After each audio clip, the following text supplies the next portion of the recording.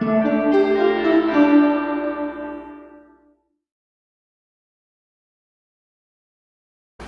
in 1938, you were leaving Shanghai to go to the States. Yeah, that would have been like May. I think it was May, like May or June or something. What was the name of the ship? Empress of Canada. Empress of Canada from Canadian Pacific. Okay, and pick up the story there. And the voyage was. Tell us about the voyage back to the States, and who you were with. I was traveling with some missionaries there that were going back. So, and I remember we were traveling third class, which was still pretty good. I mean, the families that could be together or husband and wife, but I was single, kid. So I was in a room with three other guys. So, but the food was good, and as much as you wanted, 3 times a day. It was terrific, and there was a certain amount of recreational facilities. But I ran into one kid there that first day before we even left the port there, and not my age maybe, and a British kid, and he said, "Yeah, let's go up here and we'll they got ping pong we can play up there." And I said, "Heck, up there? That's first class." He said, "Oh yeah." So here, this guy went all over the place, and nothing stopped him, and so he finally divulged to me he's a stowaway. Usually you think of a stowaway as a guy hiding in a lifeboat or some closet or someplace. Well, this guy's out in the open. He goes to eat wherever he felt like it. Back to as big as life. So when we got to Japan, I think it was Kobe. I don't think we stopped in Nagasaki that time. Then they'd apprehended him, and they called me and they said, "Hey, you knew this guy's a stowaway. Why didn't you report it?" Right? That's not my job. How did they find him out? I don't know. So apparently he was a little bit too bold. So we weren't at war with Japan at this point, so it was still okay to go to stop in Japan on the way back. Okay. Yeah. So then we Kobe, then Yokohama, and then I remember when we left that evening from Yokohama, and I thought I'm looking to see the lights disappearing there in the back, and I think, gee, I wonder if or when I'll ever see the Far East again. I remember thinking about that, and so then we went from there to Honolulu, and then spent a day there, and then to Victoria, British Columbia. And we got off the ship there and took the ferry from there to Seattle. And any other memories of the ship on the voyage over? Did you make any good friends aside from the stowaway? I didn't see too much of him after that first day, but once in a while a couple of days later he was off when we got to Japan there. Where was he sleeping? Wherever he felt like it. He'd find a vacant bunk someplace, and he was bold, believe me. Huh. So you got to... And he told me that he'd come all the way from London. Yeah, on a P&O ship. That's a big shipping line that the British had. Yeah. Amazing. Yeah. So you took the ferry to Seattle. And then what happened? Then we were in Seattle. I was sort of under the guardianship of the one couple there, the Gustafsons. So, and they had relatives in Seattle, and I was there about a month. And then from there we took the train to Minnesota, and there for a while, and then from there to Chicago. All by train? All by train, yeah. Okay, and then at this point, had you any plans of what you're going to be doing in the States? Yeah, I was gonna go to Wheaton College. So you had already applied, obviously, then. I guess I don't know. I don't. Hey, I didn't. When I left school, I had no idea about going to college even. So I didn't know one from another. So. You didn't have any career plans set at that point. Okay. No, my mother wanted me to be a missionary Okay. or a minister or something like that, but that was furthest from my money. I was cut out to be one, but it wasn't sewed up right.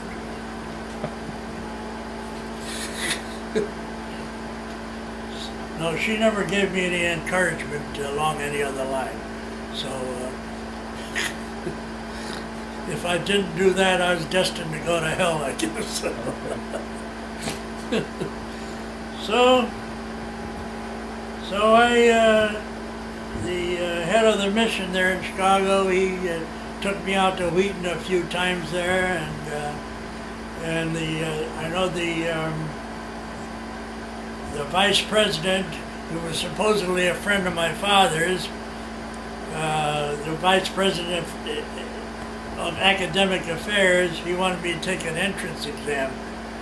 And I said, I got a certificate that says I can go to Oxford without an entrance exam, and you want me to take one to get into Wheaton?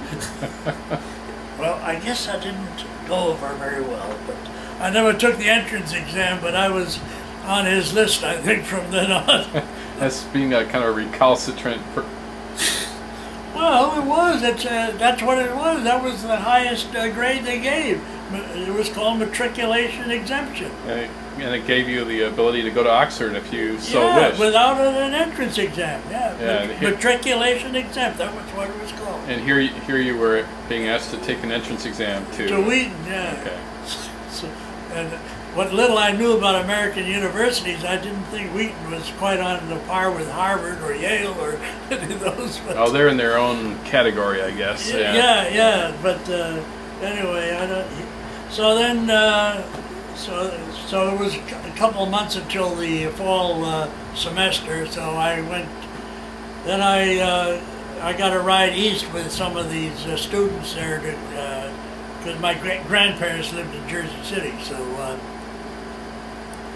I got a ride east with some of the students that were going home for the summer vacation. Okay, so this is while you're waiting to start at Wheaton. You thought in the fall, go out and see the grandparents in New York City. Right. Okay. Yeah. So you made your way to Jersey City, and you spent the summer with them. Summer there, yeah.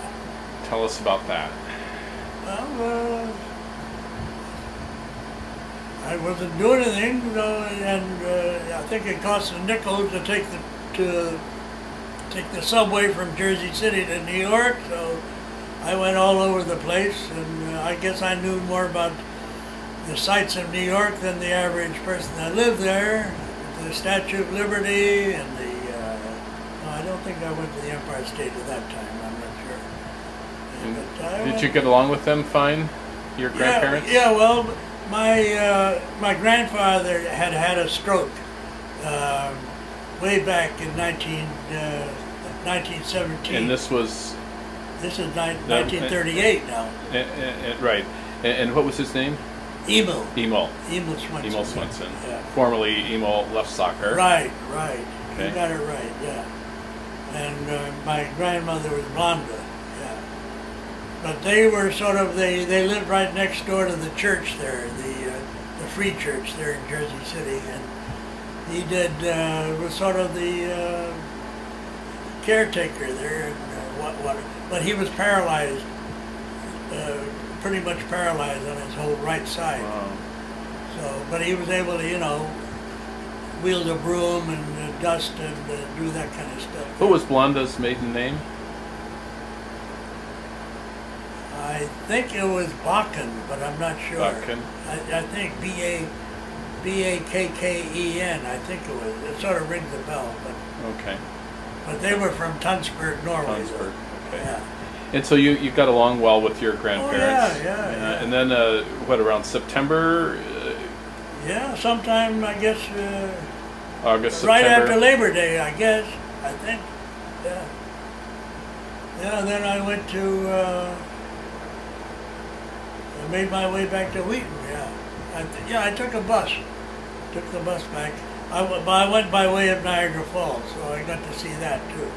So, Was that intentional, or was that the way the bus? It was, I got one that went that way. Yeah. So, but hey, you could. Things didn't cost as much in those days. Hamburger, 5 cents, stuff like that. But of course, you didn't get paid very much either.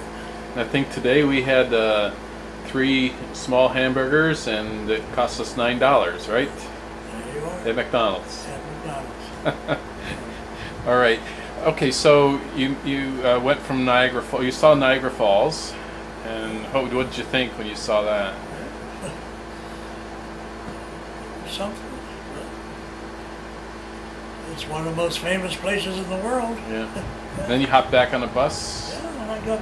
No, I stayed. I think maybe a day there, or at least a few hours anyway. Yeah. And then I got another bus that took me to Chicago, and then took the train, the old electric train that they had out to Wheaton. Yeah. The Chicago, Aurora, in Illinois. It was an electric train there. And did you then move into a dorm there then right away? Then I reported. They assigned me to a private home there, and I was there a few days, and then they transferred me to another house, which was owned by some missionaries from Africa, and they had several kids staying there, and my roommate was a Canadian guy from London, Ontario. And So you were in Wheaton for 4 years, and or certainly by 3 years when December 7. A little over 3 years there. I was in my senior year. When Pearl Harbor hit, and obviously that was a big surprise to everyone. Of course. Yeah. Tell us about your reaction. Or Well, your I remember it was a Sunday afternoon, and I was listening to the Bears football game.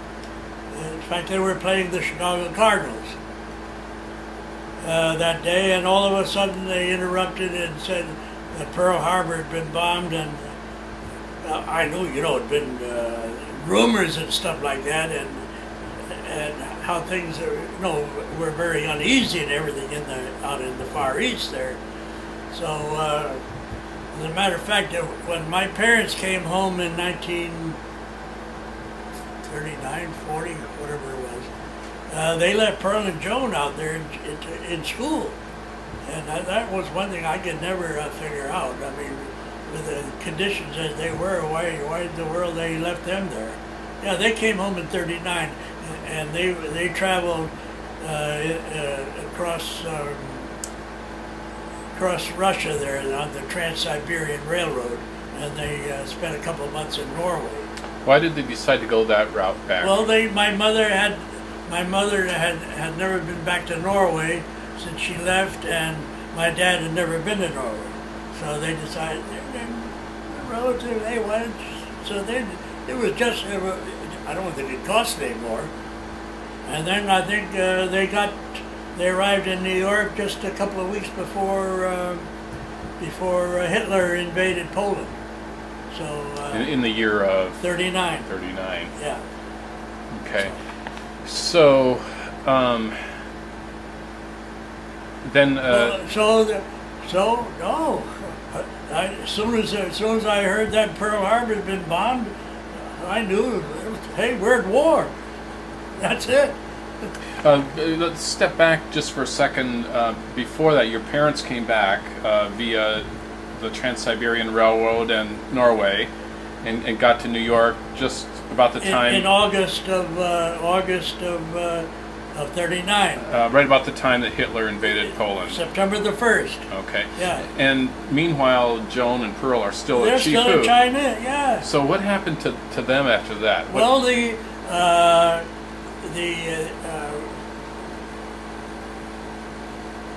see,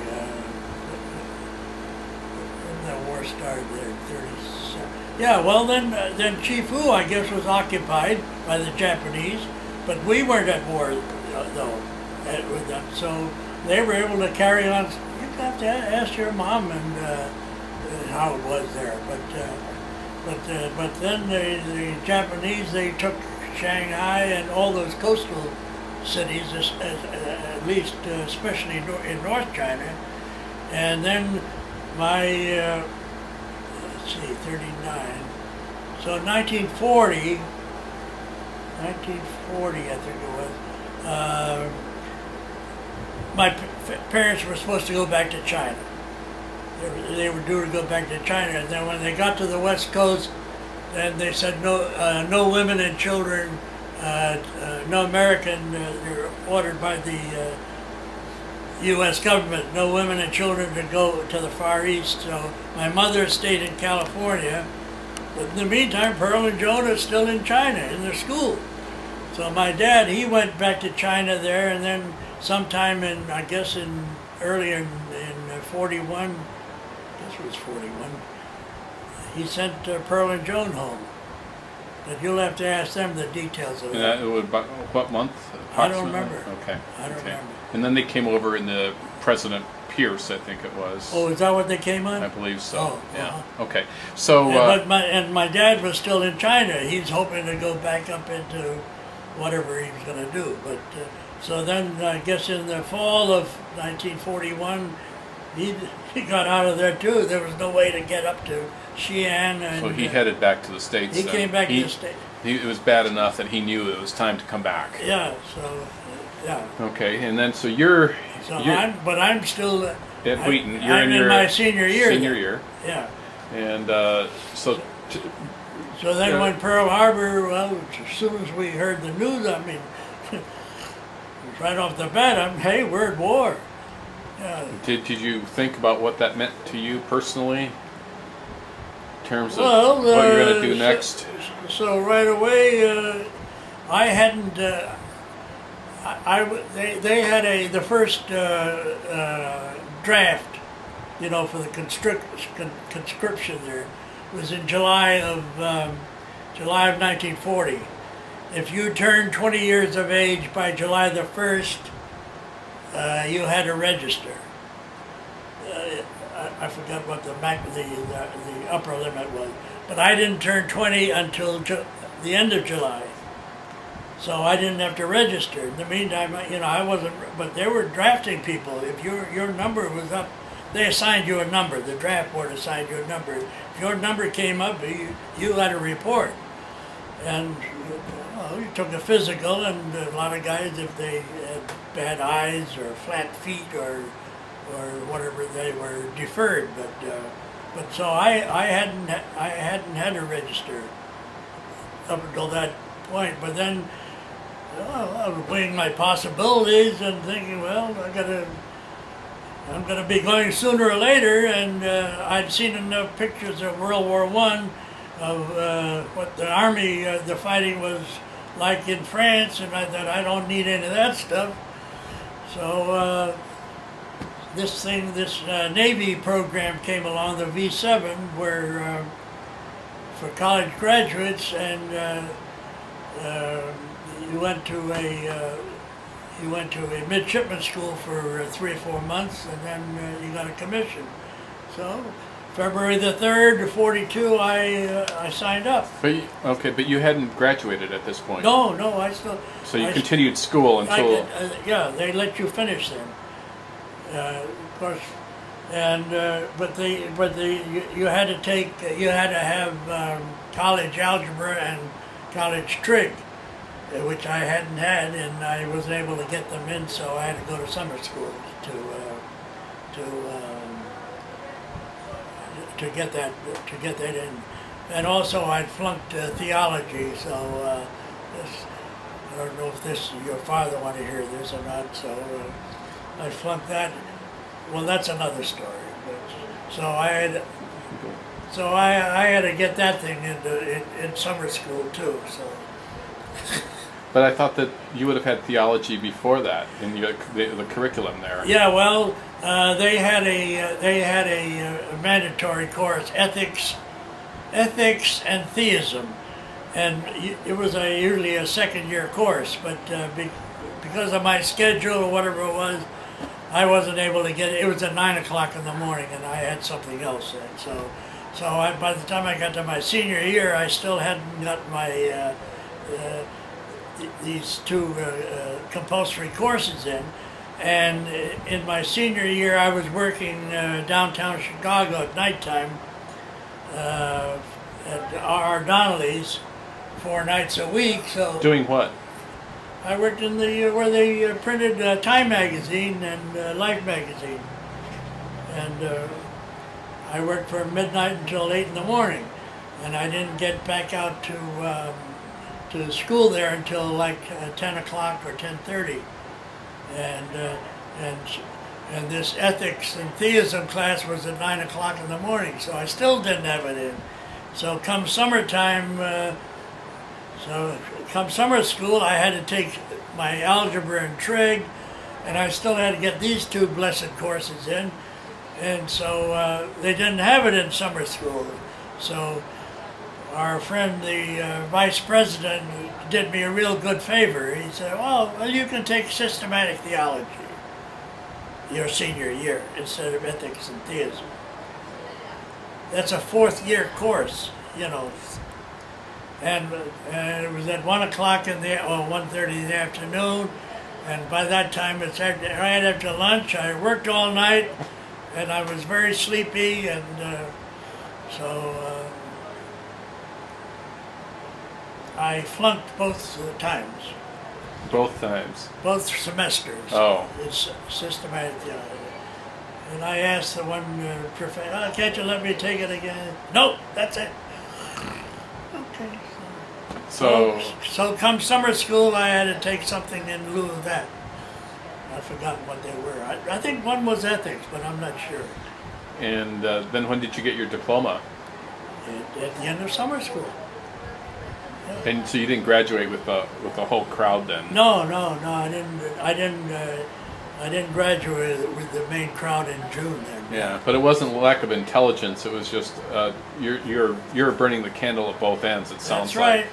Yeah, either something had to suffer. Either your sleep, or your studying, or your fun, if there was such a thing, or what else? Or your work. Or your work. And yeah. you needed to work. Is that right? I needed to work. Why did you need to work? Because I didn't have any money. Yeah. And the job out there paid twice as much as what they paid at the college. In the college, they paid 35 cents an hour. And I was getting 65, 70, 80 cents in Chicago. Okay. So you graduated in September? August of 42. We're getting to a very interesting part of your life now. So then I enlisted in this V7 program. Which you had actually enlisted in February. February the 3rd, 1942. Yeah. Okay. But with the understanding that I'd have to, graduate, and also I had to get algebra and trig in there. So Which you had gotten in during the summer school period. And they finally let me out of there. Yeah. So They got parole. I got paroled. And then did you immediately join the Navy, or did you? So then I got my orders shortly thereafter to report to on October 26th, which was a couple of months later, to Columbia University in New York for the Midshipman School. To Columbia University in New York. Well, they had about 3 or 4 of those schools. And do you recall the name of the dorm that building you lived in? What was the name of it? John J. Hall. Okay.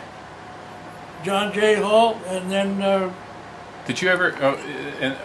this is very similar to the main character in the Kane Mutiny, who also went to Columbia University, I think, as a midshipman. Ensign Pulver. Yeah, no.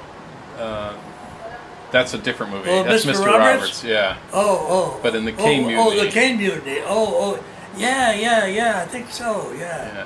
Anyway, so you took a train to New York then, or? Yeah. When did you report there? What month did you report there? October 26th. Monday morning. Dreary day it was. No, they gave us the They sent me the train tickets, and when I get on the Pennsylvania Railroad, and when I went down there, my God, almost everybody in the train was going to the same place, from all over here, Wisconsin, Illinois, Iowa, All going to Columbia. all going to the Midshipman School there to report that morning. Yeah. So we went to John Jay Hall, and we got to John Jay Hall. They had tailors all over the lobby there, and to fit you with a suit jacket and a uniform anyway. Yeah. No, for the first 3 weeks we wore the enlisted men pants. There were the 13 bell bottoms and 13 buttons. Okay. Yeah. So. But then after that, the ones that survived, they became midshipmen there, which you had a uniform, similar to an officer's uniform. Was that talk to us about that time, that 3 or 4 months there? Was it grueling? Was there a lot of pressure to to perform so that you didn't end up as an enlisted guy, or? Oh yeah, yeah. After the first 3 weeks, they washed out about 30%. Well, some guys they couldn't do basic math. I don't mean calculus. I mean just plain arithmetic. And other guys, they had 2 left feet. They couldn't just march. That's all. So, and well, I got an article someplace, but it tells about that thing. But, Did you ever run afoul of the point system there? And worry about washing out yourself? Well, my grades weren't in navigation. I was good, and seamanship was all right. I had a little trouble with ordnance and damage control. I would never make a very good house builder, unfortunately. But you caught on to navigation. Navigation, that was a snap for me for some reason. That was one reason you had to take trig there, so you could learn logarithms, because they needed that in the celestial navigation. My goodness, now all you do is to press a button and you know where you are. Yeah. Okay, so you completed about 3 or 4 months. Your February of 43 at this point. Yeah, you February had 17. just completed Midshipman School. Right. And I'm now Ensign Swenson. Ensign Swenson, but you had a graduation ceremony, and your father was there. Yeah, at the Riverside Church. Yeah. At the Riverside Church, and why was he? He was there because my grandfather there had passed away a few days before. This is Emo. Emo, yeah, in Brooklyn. Yeah. Okay. So. Blanda was still alive at this point. Yeah, she's still. They were living in that Norwegian old people's home there. Do you remember the name of it? The Norwegian home? Was that in Brooklyn? Brooklyn. I think it was on 60. I know when I took the subway, I got off at I took the Sea Beach Express train, which goes to Coney Island, and I got off at the Fort Hamilton Parkway station, which was in Bay Ridge. There were quite a few Norwegians in that part. Bay Ridge, okay. That part of Brooklyn, yeah. Okay. I think it was on either 66th or 68th Street, one of those two. Yeah. Okay. And so he had come for the funeral, and then you had also were graduating a few days after the funeral. Right. Yeah. And so he went to that funeral. Yeah. And so he stayed there for my commissioning ceremony. Were you feeling pretty high at this point? Oh, hey, you never know until the last minute where you're gonna, for some reason, you're gonna be washed out for anything, So I didn't know if I had any demerits or. What was the percentage of washouts? Well, for the first 3 weeks when you were an apprentice seaman, at the end of that period, they washed out probably at least 30%, because they were just they weren't adaptable. I guess at least that's what they figured, or they couldn't do basic math, even though they're college graduates. Some people just can't do it. That's so they probably ended up in the enlisted ranks then. Then they had to go someplace else. Maybe they tried the Air Force or whatever. So. But you made it through. I made it through. What orders did you get upon graduation? And I got orders to report to the amphibious base in Little Creek, which is just outside of Norfolk, Virginia. And then I had a two-week leave there. So. Did you go back to Chicago? Yeah, so I went back with my father on the train. So to Chicago, and then I was there for my leave, and then. How did he feel about you going into the Navy? Obviously, he knew that you had no choice in the matter. Well, no, I knew eventually I'm going to have to go to something. So you made the logical choice, and was he excited? Was he worried? Or any recollection on that? I doubt it.